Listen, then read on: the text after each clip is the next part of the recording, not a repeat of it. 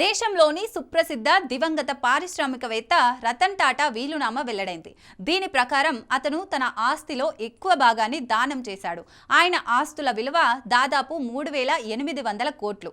అందులో Tata sun shares, అనేక ఇతర ఆస్తులు ఉన్నాయి. ఎకనామిక్స్ టైమ్స్ నివేదిక ప్రకారం ఆయన తన 3,800 కోట్ల సంపదలో ఎక్కువ భాగాన్ని సామాజిక సేవా కార్యక్రమాలలో నిమగ్నమై ఉన్న Ratan Tata endowment foundation, Ratan Tata endowment ట్రస్టులకు విరాళంగా ఇచ్చారు.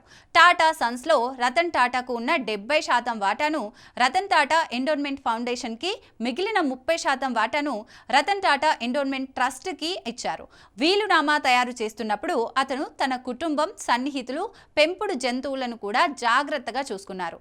అతని ఇతర ఆస్తులలో బ్యాంక్ ఎఫ్డీలు, గడియారాలు, పెయింటింగ్లు మొదలైనవి ఉన్నాయి.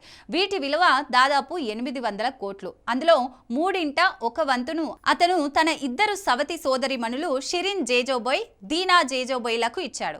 మిగిలిన మూడింట ఒక వంతు వాటాను టాటా గ్రూప్ మాజీ ఉద్యోగి మోహిని ఎం దత్తా వారసత్వంగా పొందారు. ఆమె రతన్ టాటాకు దగ్గరి వ్యక్తి. అతని వీలునామాలో ఓ నిబంధన కూడా ఉంది.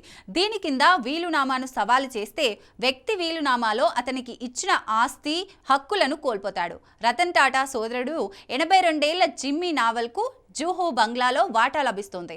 అతను తన సన్నిహిత స్నేహితులు మొహ్లీ మిస్ట్రీకి ఆలీబాగ్లో ఒక బంగ్లాతో పాటు 3 గన్స్ ఇచ్చాడు. వీటిలో ఒకటి 25 బోర్ పిస్టల్. రతన్ టాటా పెంపుడు జంతువుల కోసం 12 లక్షల నిధిని కూడా ఏర్పాటు చేశారు. దీని కింద ప్రతి జంతువుకు ప్రతి 3 నెలలకు 30,000 అందుతుంది.